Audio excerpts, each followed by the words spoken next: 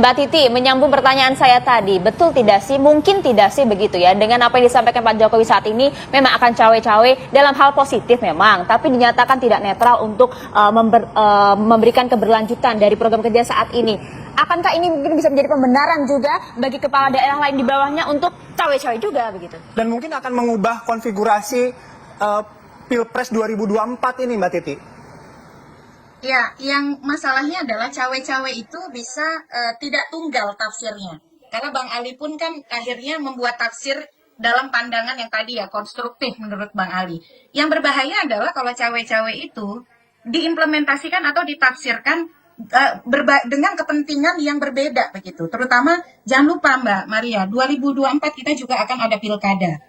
Jadi nanti bisa saja kepala daerah 508 kabupaten kota, 37 provinsi itu menyatakan saya harus cawe-cawe karena saya harus menjaga legasi saya di daerah yang sudah saya bangun sedemikian rupa.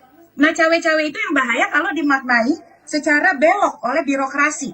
Birokrasi merasa juga harus ambil peran dan kemudian ini kita boleh bicara situasi terburuk ya karena kita ingin jangan sampai kemudian mencegah itu terjadi.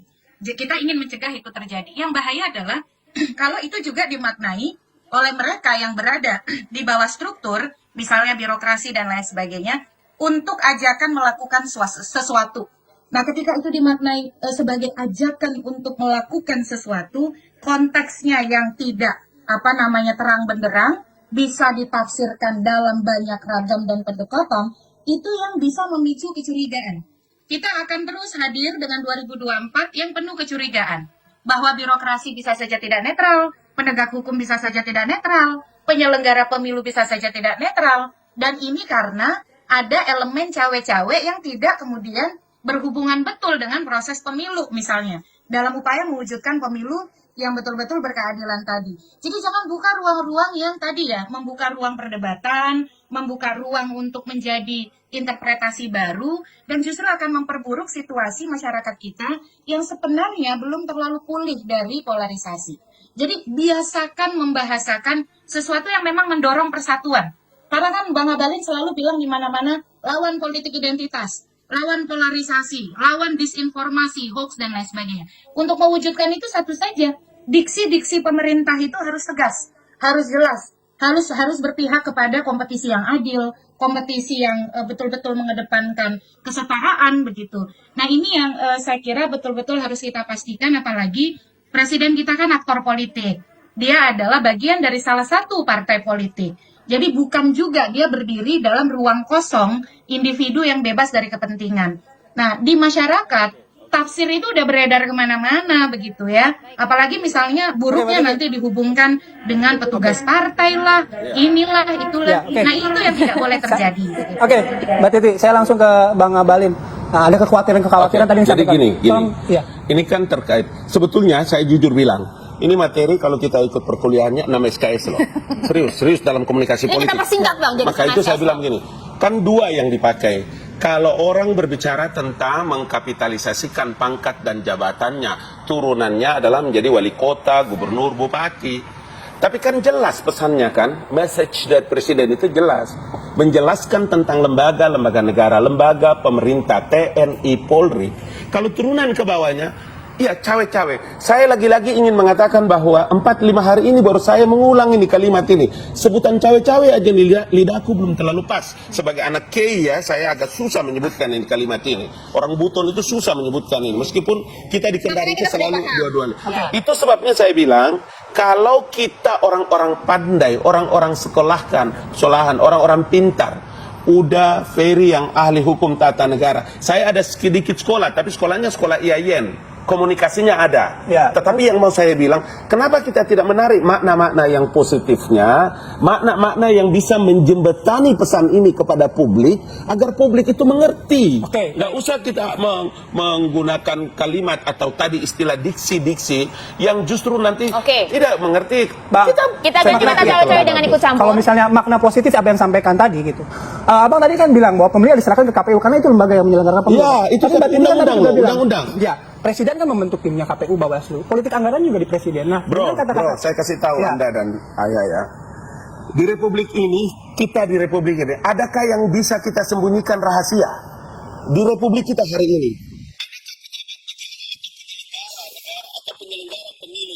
Yang bisa sembunyi-sembunyi. Semua telanjang transparan, brother. Itu rasanya lalu kalau ada Mario Dandi juga nggak ketahuan. Artinya apa? Artinya ada kan yang bisa. Artinya mari kita bicara terbuka dengan baik, seraya memberikan pembelajaran kepada rakyat ini bahwa apapun yang kita curigai tidak akan pernah mungkin bisa terjadi. Berkali-kali kan Presiden bilang, dalam posisi seperti ini kita butuh agar pemilu ini sukses dengan baik, sehingga TNI dan Polri, beliau tekankan itu.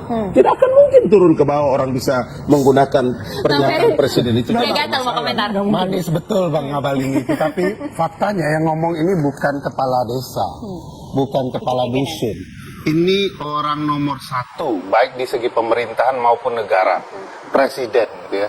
Punya bawahan 34 kementerian, Jaksa Agung, Kapolda, Kapolri, Panglima TNI, dan seluruhnya dari pusat hingga daerah. Kalau dia sudah menyatakan mau ikut campur dengan kalimat cawe-cawe positif itu, semua ini bakal ikut. Masa presiden datang ke suatu daerah kampanyekan calon presiden tertentu, ini semua tidak ikut? Nggak hanya kampanye, Polres saja juga ditangkap. Iya, pas pampres itu kan akan kemana-mana itu. Fasilitas negara semua ikut. Kan aneh kalau presiden tidak menyadari dampak yang dia bicarakan. Sehingga membuat Bang Ngabalin itu membuatnya jadi manis, jadi kesulitan. Bagi saya sekarang pemilu. Kalau presiden mau cawe-cawe kan bahaya sekali. Ya. Meskipun tidak ada undang-undang dilanggar, tidak mengotori demokrasi Bagi dan saya lain-lain. ada undang-undang yang dilanggar. Pasal 7A, ya, misalnya presiden itu harusnya tidak melanggar dengan perbuatan yang dianggap celah. Ini celah. Bagi saya celah. Seorang presiden yang menggunakan kalimat yang terlalu tajam bahwa saya demi calon pimpinan RI ke depan untuk melanjutkan pembangunan harus cawe-cawe. Kasar sekali menunjukkan keberpihakannya. Makanya saya bilang di pasal 281 presiden kalau memang mau cawe-cawe juga harus cuti di luar tanggungan negara.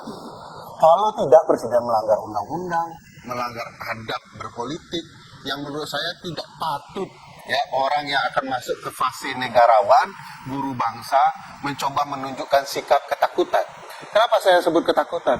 Kalaulah Ganjar itu betul-betul calon presiden potensial dan Pak Prabowo, mestinya tidak perlu melarang presiden kalau perlu. Pak, nggak usah lah cawe-cawe, kami tidak butuh Bapak, kami masih sanggup. Ini ada kesan, ini sudah tidak sanggup, sehingga butuh bantuan orang nomor satu untuk mengubah keadaan pemilu. Urusan keberpihakan yang Bang Ferry sampaikan memang soal pada capres ya. Iya. Mengerucutnya pada capres. Yes. Tidak ada lain kan, situasinya, keadaan yang kita lihat ini mengarah kepada capres tertentu, sikap-sikap tertentu, dan ketakutan, ya, kekalahan bagi calon yang dia dukung. Bagi saya seorang presiden, siapapun calon presiden ke depan adalah penerusnya. Dia harus menunjukkan sikap dan tradisi ketatanegaraan yang baik agar penerusnya juga akan mengikuti apa-apa yang dianggap positif oleh publik. Sebagai penerusnya haruskah memiliki visi misi yang sama dengan sebelumnya? Ya, kan kita ada aturan bernegara ya. Secara umum, secara jamak, kita punya program pembangunan nasional yang mau tidak mau harus diikuti. Nggak perlu takut presiden berikutnya, siapapun kalau bukan bagian dari Presiden Jokowi, pasti akan meneruskan pembangunan. Ini bahasa-bahasa pembangunan ini harus diteruskan adalah ketakutan saja. Coba mau bilang bahwa presiden siapapun dia bisa berubah nih program-program saya. Padahal nggak mungkin. Jadi jangan khawatir, yang ditakutkan presiden sebenarnya ada ruang politik yang menunjukkan ya suasana akan berbeda. Rezim berpotensi diganti. Jadi perlu nih saya harus turun langsung, kalau enggak kita nanti kalah. Betul, Bang Ngabalin padahal tidak terlalu mikirkan itu juga Mbak ya, karena dia sudah pasti terpilih di Tidak pilih. Buton.